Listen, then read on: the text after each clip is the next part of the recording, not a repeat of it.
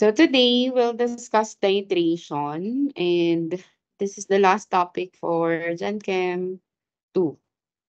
Ano ang basic na pinagkaiba nila? Yung pH level. So if you're aware, pag sinabi nating pH level, yung P stands for percent and then yung H is hydrogen. So that is percent of hydrogen. So kung naaalala nyo, nung Gen Chem 1, sa naming ng acids, di ba we have oxyacids and binary acid. Remember, hydrochloric acid, tapos meron tayong nitrous acid, nitric acid, at ang palatandaan kung acid yon ay may H. Halimbawa, HCl. HCl. Ayan, may H, tapos may chlorine. So this is read as hydrochloric acid. Kapag naman nakakita ka ng HNO3, so that is nitric acid kasi oxyacid siya. So yung H dito, yung percentage ng H, yun yung nagpapakita ng acidity.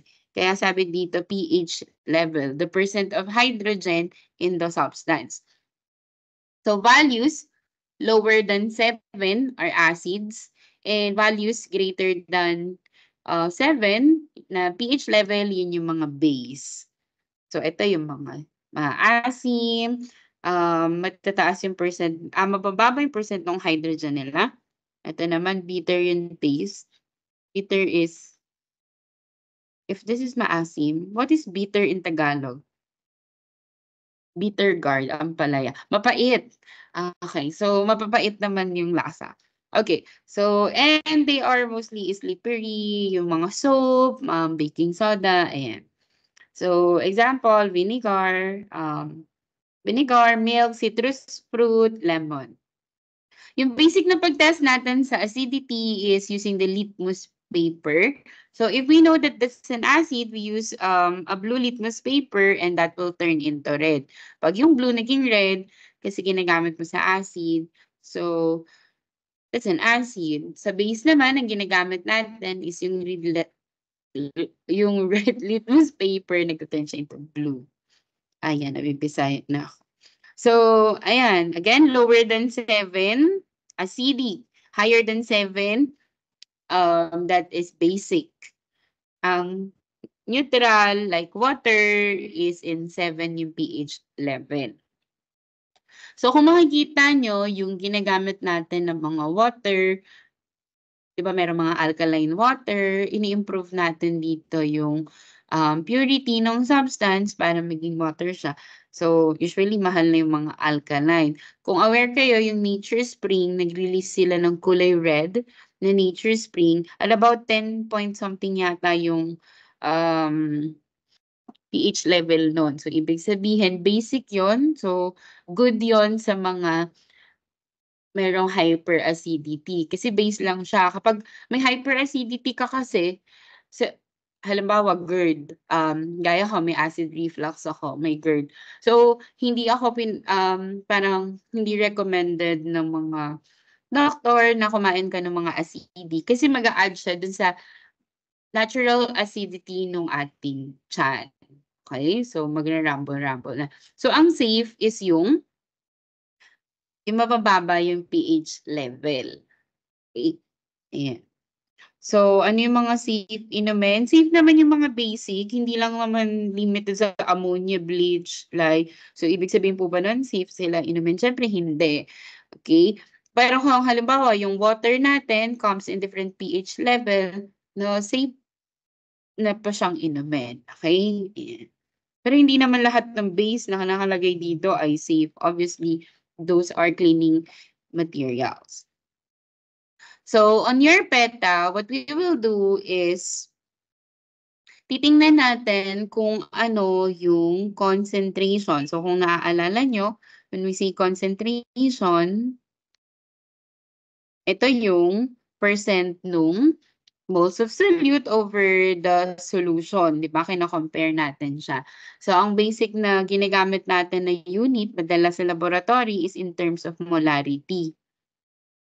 Okay? So, halimbawa, meron tayong acetic acid and we are aware na yung acetic acid ay may common name na vinegar. Pero hindi naman pag vinegar ay pure na acetic acid, hindi.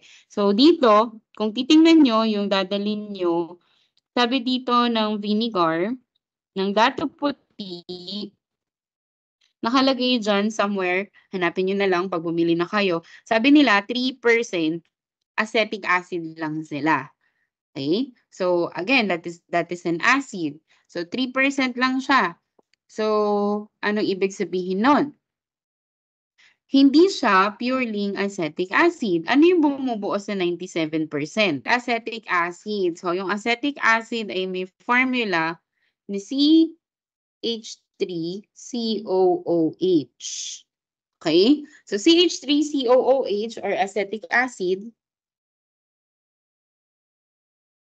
kung titingnan nyo, yan yung common name niya. Pero kung babalikan natin yung organic compound, dahil meron tayong COOH, anong functional group yan? Carboxylic acid, di ba? And then, may dalawa tayong carbon.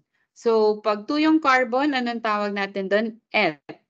Di ba? May carboxylic acid, so that is ethanoic acid. So, yung ethanoic acid, as the formal name niya, o yung IUPAC name niya, may common name din to na acetic acid. Kapag dating sa commercial name, okay, ito yung vinegar. Pero again, yung vinegar na meron tayo, nakadepende sa brand. Kasi yung Silver Swan, sabi ng Silver Swan, meron silang 4.8% of solution. So, ibig sabihin nun, 4.8 acetic acid diluted in H2O or in water. So, ayan. Sabi ng dato puti,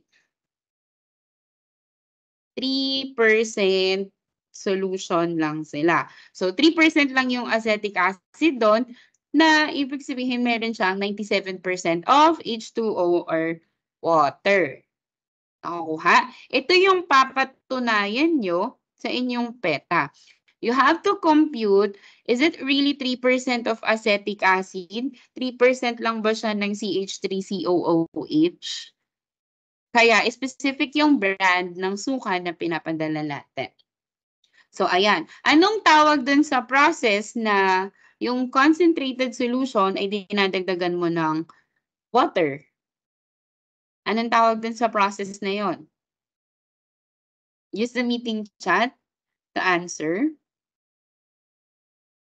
So acetic acid is 3%, so 97 is water. So what do you call that process?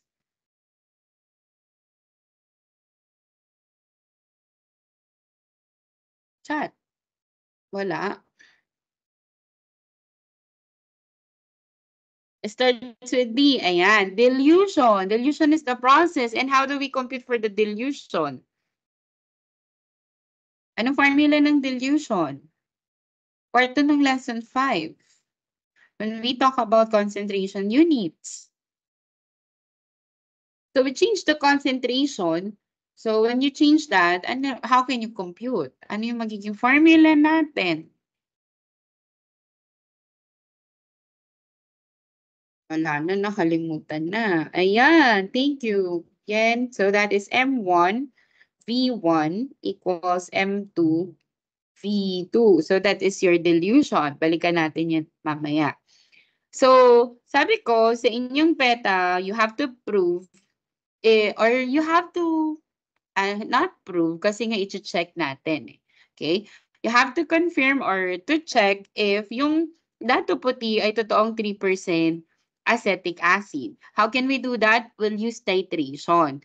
And when we do titration, we have here acid and then combined with a base which will use NaOH. So ano yung magiging name ng NaOH? We have Na is sodium, and then H is hydroxide. So sodium hydroxide. So pag pinag-combine natin yung acid at base, ang tawag doon ay neutralization. I-neutralize natin siya. Okay? So ano po yung neutralization? Siyempre, pinapababa mo yung pH level nung acid so that it would turn to salt and water. So ang magiging result nito, hindi NaCl, pero CH3COO. Saan napunta yung isang H? Napunta dito sa H2O. Okay, so we have here an acid, which is acetic acid, the may common name. And then this is your base. This result to salt and water. Okay? Anong pangalan ng salt? O, balik tayo ulit sa organic compound. We have COO. Anong functional group yung may COO? So, ang magiging itsura niyan, ganito. Dito may O, dito may O. Dito ay may CH3. Tapos dito ay may Na. So, ganyan yung itsura niya. Anong base dyan ngayon?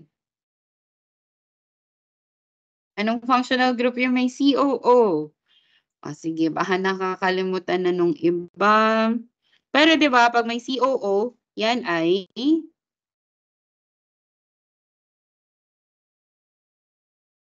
ester. So kapag may ester, ang dinudugtong natin ay O-weight. Ayan, thank you, Jane. COO is ester. Dadagdagan natin ng O-weight. Ilan yung ating carbon? Dalawa. Okay? So that becomes sodium ethanoate.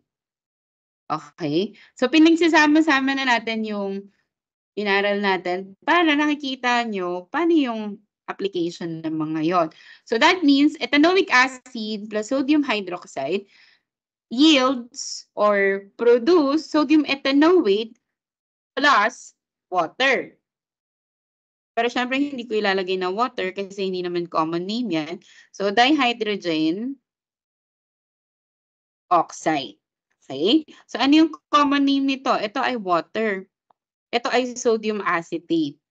Sodium acetate.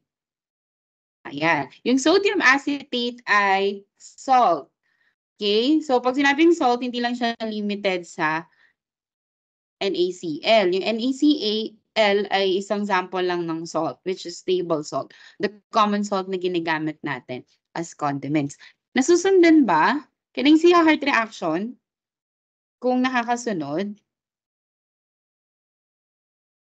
Ayan. So, especially na kayo ay biomed. So, dapat huwag niyong kakalimutan yung inyong organic compound. Although, basic lang yung dinidiscuss natin. Pero yun yung foundation nung mas mga komplikadong lesson na ituturo sa inyo sa college. Okay? So, again, this is neutralization. Kapag may neutralization, we add base to the acid to lower the pH level so that we can produce salt and water. So, this is what you will do in your PETA. So, that is what we call titration. Pag sinabi nating titration, this is knowing the unknown using the known. Okay? Known concentration in terms of molarity. Aalamin natin yung molarity nung unknown using the known or yung meron tayong available. So, determine the concentration of the unknown solution. That is titration. Volumetric analysis kasi in terms of volume yung tinutukoy natin. Kaya nga tayo may M1, V1 equals M2, V2. So if we want to determine the concentration of the unknown solution, so that will be M2. So ano magiging formula ng M2? Galing dito. Obviously, you just divide both sides by V2, M1 V1 over V2. So napapansin mo na ang ginagamit natin to identify the molarity is yung volume.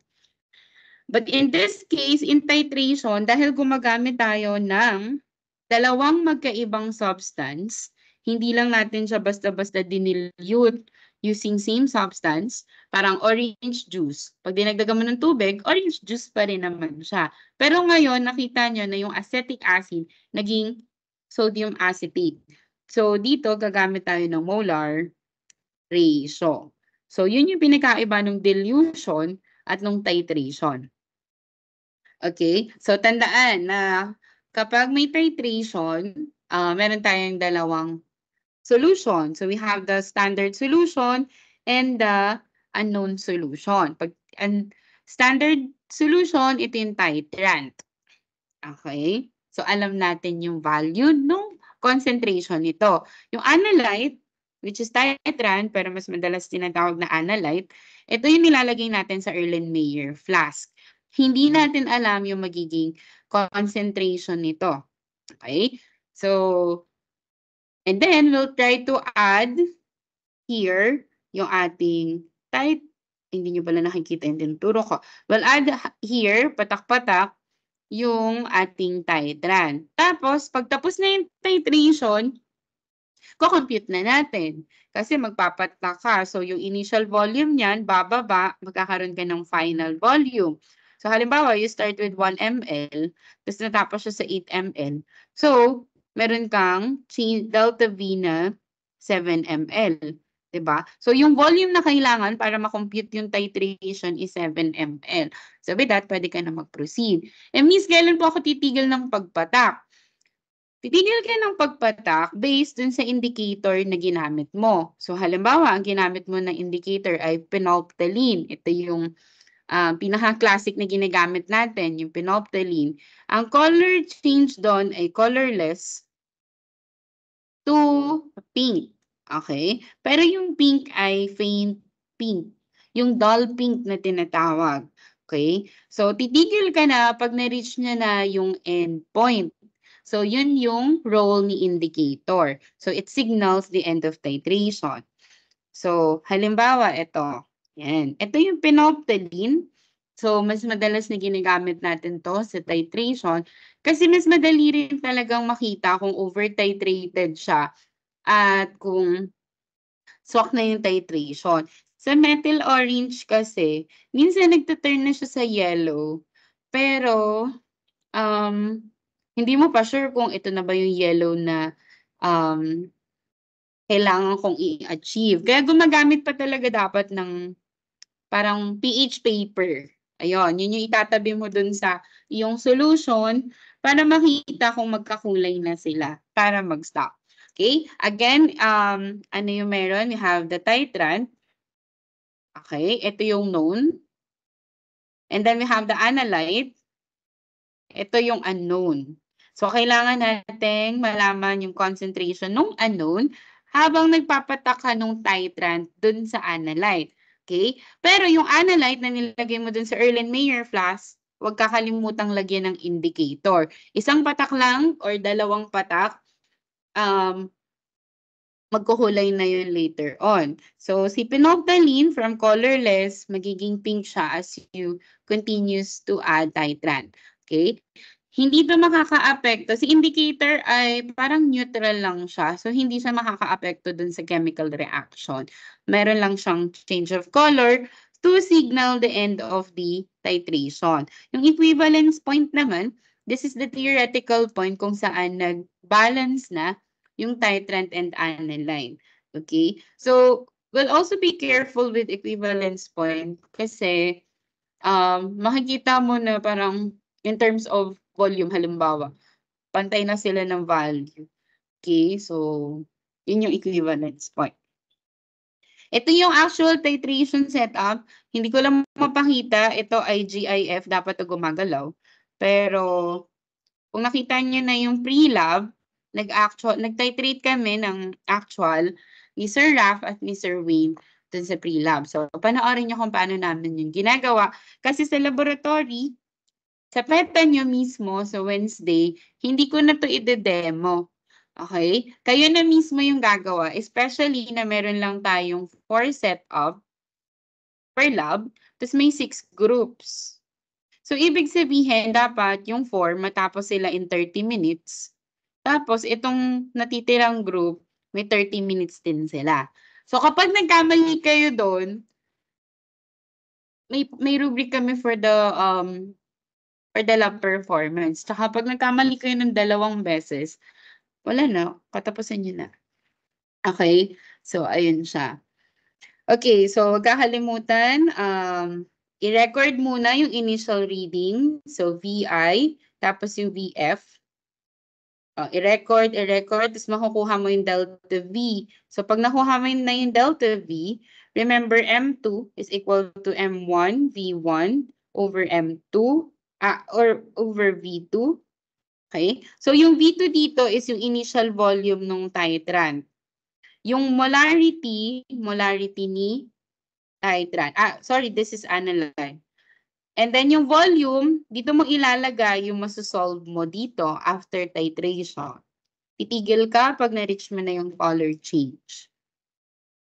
And then, yung pag-swirl ay dahan-dahan pero continuously sinishake.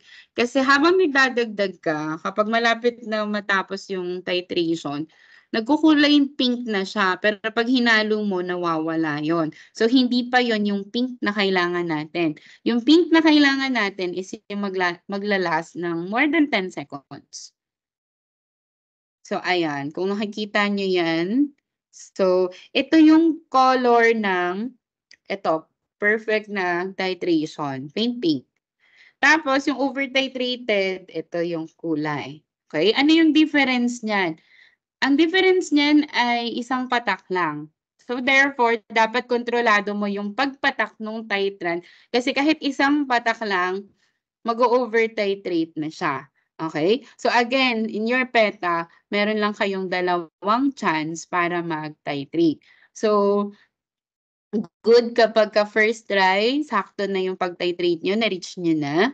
So, ito yung pag shinake mo siya, maglala siya ng 10 seconds onwards. Okay? Kasi magpipinkin pero pag shinake mo, nawawala na din agad. Yung pag nag 10 seconds na siya, tapos ganyan pa rin yung pagka-dull pink niya, yun na yung kailangan mo na mag-stop.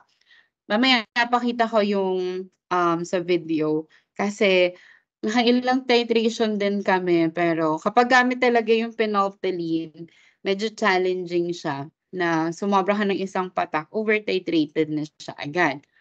Ano yung pwedeng, ayan, kaya nakalagay dito, hence, addition of titrant must be gradual.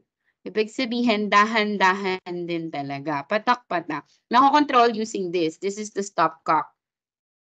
So, itong stopcock, pwede mo siyang i-control. Kapag papalayo sa'yo, binubuksan mo yon, lumalakas. Pag papalapit sa'yo, yun yung sinasara mo. Kaya pag pantayan, pag ganito yung level niya, nakasara yon. Pwede siyang parang gripo na tuloy-tuloy, pero syempre, pag malapit ka ng matapos din sa titration, patak-patak na lang. Paano mo malalaman pag malapit ka na matapos? Yun nga, nagka-clump-clump na yung pink. May pink-pink na siya na kulay, pero pag shinake mo, nawawala. Nasusundan ba? Can I see thumbs up if nakakasunod? Okay. Yan. Kasi dun sa PETA nyo, wala kayong trial and error. Dalawa lang yung pwede nyong gawin. So, bali 4. Kasi ang i-check natin, bukod dun sa concentration ng vinegar, i-check din natin yung concentration ng Sprite. Kung totoo ba yung sinasabi nun sa Sprite. Not kung totoo, pero kung ipoprove din natin. Siguro naman totoo yung sinasabi nila. So, nakadepende yun sa ano natin. Kung tama ba yung ginawa nating titration. So, ano ba yung nangyayari during titration? Again, this is what we called acid-base titration because we use acid and then base. Ang tawag dun sa titration ay nakadepende kung ano yung laman ng burette. So, this is burette. So, halimbawa, yan. Ang nakalagay dito ay base. So, ang tawag dyan ay base titration. Pagbaliktad naman, pag acid yung nakalagay, acid titration. Okay? But because we're combining acid and base, ang tawag doon ay neutralization reaction. So, again, pag neutralization, na-neutralize natin siya in a way na we lower the pH level ng acid by adding base. So, this is your base, sodium hydroxide. This is nitric acid, yung acid. And this is base. And then we form here salt and water, which is in the form of sodium nitrate and water. Okay?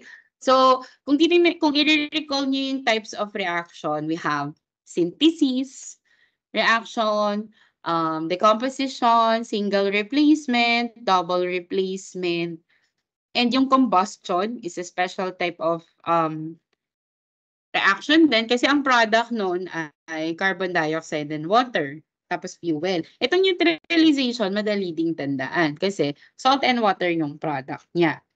Okay? Marami nga lang kind of salt. So, yan. So, ano yung mga ginagamit natin na indicator? Kasi sabi nga natin kanina, ang ginagamit natin ay acid and base.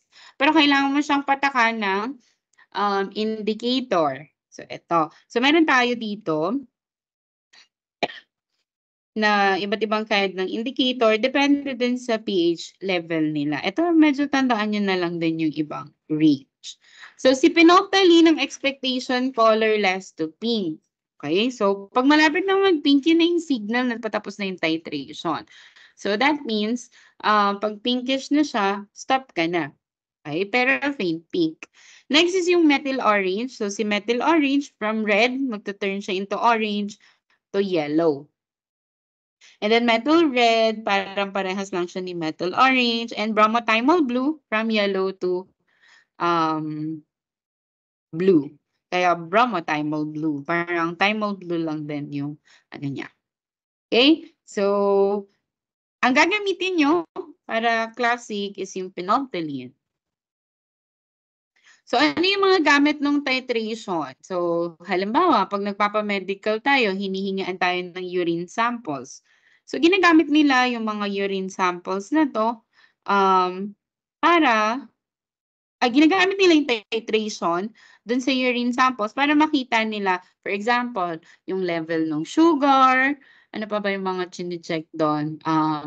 Basta yung mga composition na pwede natin i-check. Okay? So, with that urine sample, gagamit sila ng may known solution, makukuha nila yung percentage mismo ng percentage or composition ng sugar level dun sa mga wiwi ng mga tao. Ganyan. O kaya mga drugs, di ba? Kaya may drug test. So, ayun. Kaya yung mga sa drug test, nilalagyan nila minsan ng tubig o kaya ano. Pero syempre, alam nila paano i-separate yung sa tubig at paano i-check kung ano lang yung sa parang drugs na dapat i-check. So, parang ganun siya. Okay? So, titration yung pwedeng gamitin. Cosmetic industries, ayan, yung mga chemicals na nilalagay sa product natin. Food industries, sa mga food, para ma-improve yung quality ng product. So, kaya mapapansin nyo, sobrang related to sa topic ng dilution and concentration.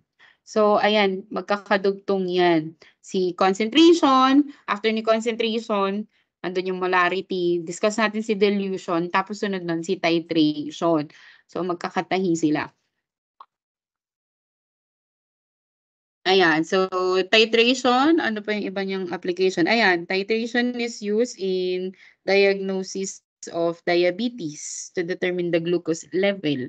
So marami siyang gamit. So if you will be in biomed, so madalas siguro kayong magtatitrate, parang ganun. So, o kaya mga medtech, yan, dapat mga bihasa na din sa ano. I'm not sure towards that or siguro yung mga pharmacies, basta ganun.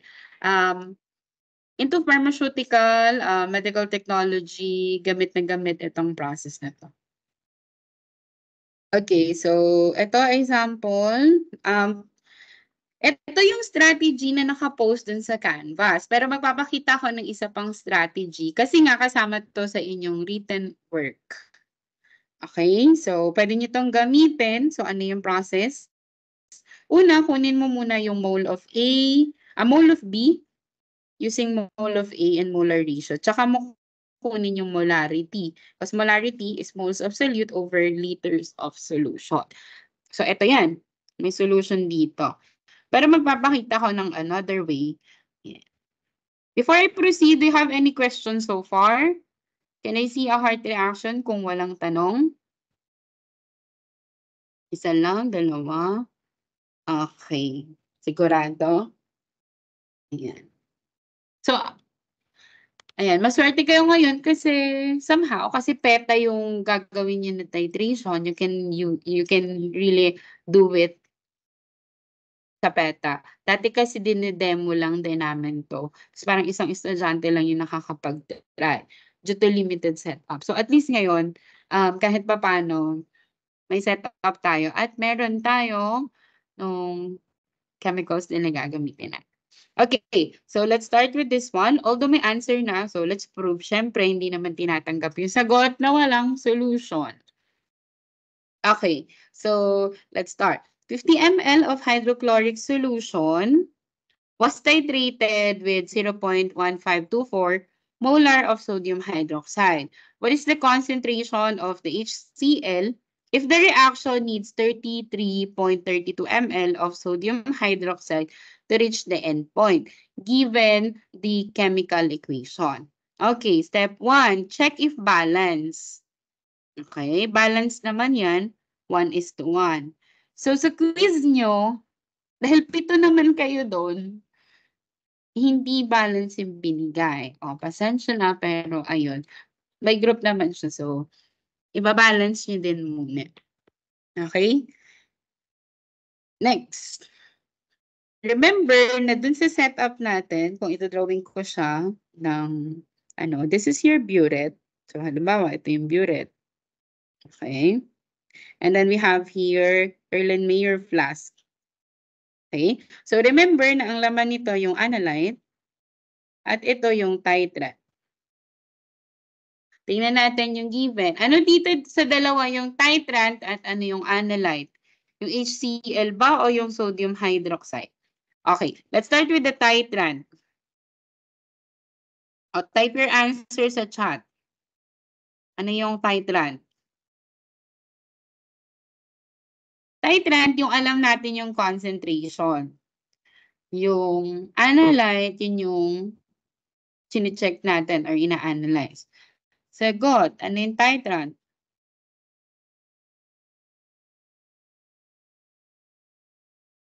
Wala, tulog pa.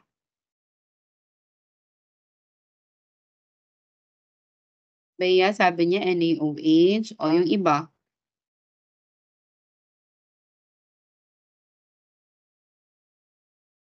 Yan, NaOH. Okay, tama. NaOH yung ating titrant. So, ibig sabihin, yung titrant na NaOH, yun yung ilalagay natin dito sa flask.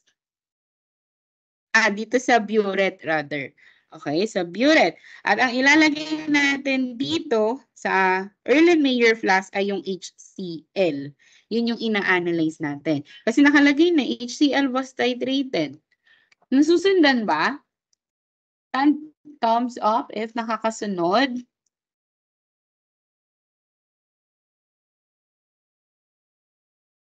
Okay, sabi nyo Okay, so ganun siya. Tapos, yung analyte, syempre lalagay natin ng indicator. So, halimbawa, yung indicator natin, methyl orange. So, kung methyl orange siya, mag-change siya from red to yellow. Okay? So, red muna siya at the beginning, tapos mag-yellow siya. Nag-yellow siya after or na-reach na yung endpoint after mo maglagay ng 33.32 ml. O, paano nalalaman yan? Kasi yung record here kung ano yung initial volume. So, halimbawa, ito siya. Ito yung burette natin. Nag-start ka dito. Patak ka ng patak, nag-end siya dito. So, you can subtract here, ilan yung nabawas? Final minus initial. Okay? So, ibig sabihin, ang nakita niya na endpoint is 33.32 ml of sodium hydroxide. Okay? So, ayun. So, this is HCl. Now, kapag magko-compute ka, hindi naman kailangan na titrant or ano. Ang ginagamit ko na technique, susulat ko na si M1V1, M1V1, and then M2, or M1V1, M2V2. Tapos, kung ano yung may kumpleto yung values, yun yung siniset ko na A or 1. Hindi naman kasi sa lahat ng pagkakataon, molarity yung hinahanap Pwede ring volume. Kaya you have to analyze ano din yung titrant at ano din yung analyte. So, lagyan natin yung given. Ano yung kompleto yung value? I mean, may M1V1, yung NaOH. Tama? Kasi yung NaOH, may volume siya at meron siyang concentration. So, ilalagay natin ngayon dito. Ito. Ayan. So, lagyan natin yung value. Ano yung volume nung NaOH na nagamit natin? 33.32. No. That should be in volume. 33.32 ml. Convert this to liters, 0.0332. Isa pang 3 liters. Okay? For the molarity ng NaOH, 0.1524 molar. Then next, we have here the volume of HCl, 50.0 ml. Convert this to liters, 0.050 liters. And we do not have the molarity. Okay? So, ayan. Ang tinatanong ngayon, yung molarity ni hydrochloric acid. Okay. So, with that, gagamitin natin yung dilution multiply by the molar ratio. Kasi sabi ko nga, yun yung pinagkaiba ni titration. So, we have here, from M1V1, so M2 is equal to M1V1 over V2. Multiply by molar ratio. Molar ratio of what? B is to A. Ano yung B is to A? Yung A is NaOH at yung B yung HCl. Okay, substitute natin yung value. Sa pag-substitute ng value, mahalaga na ilagay mo kung ano yung substance para makita mo yung dimensional analysis. Okay? So M1 is 0.1524. Pero kung yung unit niya ay molar, hindi naman natin makakancel. Diretso yung molar. Kaya papalitan natin siya ng moles over liters. Moles over liters of what? Of NaOH. Kasi kay sodium hydroxide ito. Next, multiplied by the volume. So volume nino, V1, so 0.03332 liters of NaOH. All over, volume 0.050 liters of HCl. Okay? And then, kaya natin siya i-multiply sa molar ratio kasi ang makakancel dito ay liters of NaOH. Sa taas, moles of NaOH. Hindi pwede yon. So, dapat ang makuha natin ay mole of HCl over liters of HCl para molarity ng HCl. Okay? Kaya dapat natin siyang i-multiply sa, so ayoko ng times, so gagamit ako ng ganito. All over, B over A, so that means mole of HCl over mole of NaOH. Saan makukuha yan? Sa balance equation. Ano ba yung molar ratio nila? Balance sila sa 1:1. Okay? Lagi po bang 1:1? Hindi. Kasi yung iba may numerical coefficient. So this time, you can cancel out moles of NaOH, dito sa ilalim. So ang natira ay mole of HCl tsaka liters of HCl. So kay HCl na yung parehas. So that's the time you compute for the M2.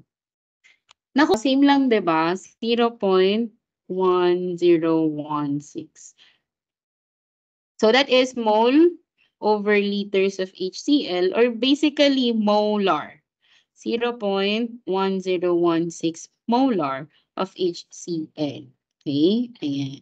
So hindi pwedeng dilution lang kasi nga kailangan ng molar ratio. Nasundan ba? So at least kapag ginawa nyo to, one way na lang siya. Pwede naman yan. Pwede rin naman niya ito yung gawin. Okay lang din yan. Dito, ang ginawa ko dito is, ayan, kinuha mo na yung moles, tapos kinuha yung molarity. Kasi molarity, ay ito, mole of solute over liters of solution. Ayan. So, dalawa siya. Pag ganun, pwede nang diretso na lang. So, ito, volume naman yung hinahanap. So, kung volume yung hinahanap, sige, just bear with me. I'll just complete the solution for this one. So, ang hinahanap mo ay volume ng NaOH. Okay? So, this time, NaOH was titrated. Kanina, si HCl yung na-titrate. So that means that is base titration kasi base yung laman ng burette. So ngayon, sodium hydroxide yung tinatitrate natin, ito yung nasa analyte. Ito yung analyte natin. At yung laman ng burette natin ay yung sulfuric acid. So siya yung titrant. Kapag siya yung titrant acid, ang tawag doon acid titration. Maliwanag? Maliwanag ba? Hindi maliwanag. Okay. So, ayan, pwedeng acid titration, pwedeng base titration, depende sa laman ng burette. Okay? So, ayan, ang burette natin ay may sulfuric acid. So, kasi ang tinatitrate ay NaCl. So, in this case, hindi rin 1:1 kasi nakita nyo may 2 dito. So, for V2, so V2 is now equal to M1 V1 over M2 V2 multiplied by molar, sorry, M1 V1 over M2 multiplied by molar ratio of B is to A. So, ano yung magiging M1 natin? So, M1 natin, yung kompleto yung value, yung sulfuric acid. So, ang M1 niya daw ay 0. Ito. 0.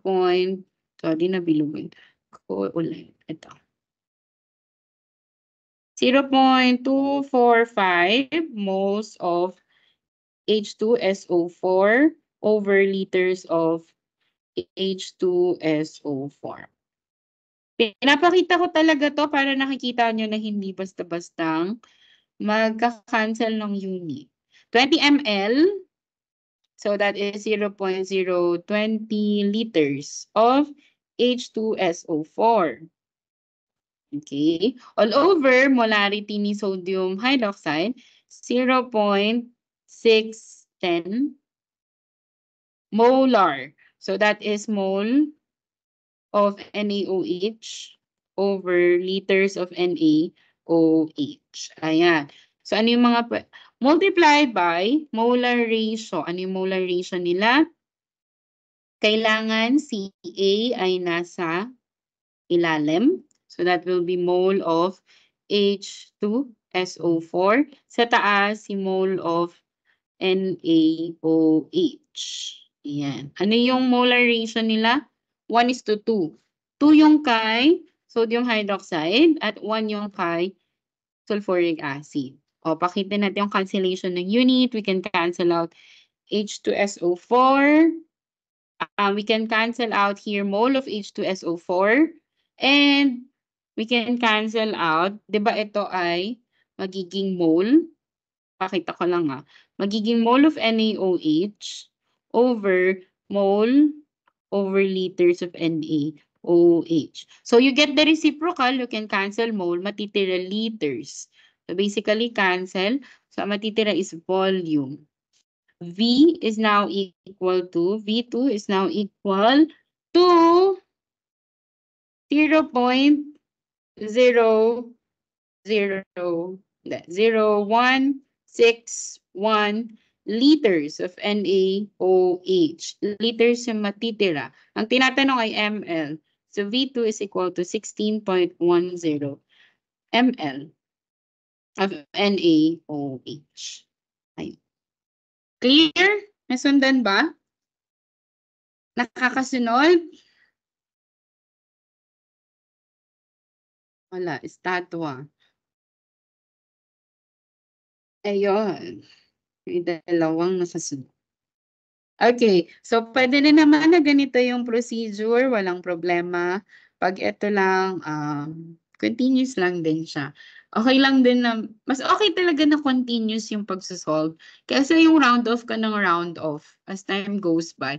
Kasi imaginein mo, pinag-uusapan natin dito ay patak-patak. Diba? Tapos round off ka ng round off, ang lalabas sa'yo, imbes na 16.10, naging 17 ml. Yung 17 ml, pag tinry mo siya sa titration, over-titrated yon. So, kasi sobra na siya ng 0.80 0.80 ml. So, kaya I'm more into 2 decimal places or most likely yung mga exact values. So, yun siya. Then, we really apply sig figs at times na we're dealing with very large number or very small numbers. Okay, I hope that's clear. I'll just post the announcement or the reminders for your online quiz, and for your PETA, just wait for the. We already posted the things to bring and then the pre-lab. We'll just post by weekend siguro yung lab sheet. Okay, so that's it for today. Thank you, 6B, and have a great day. Bye.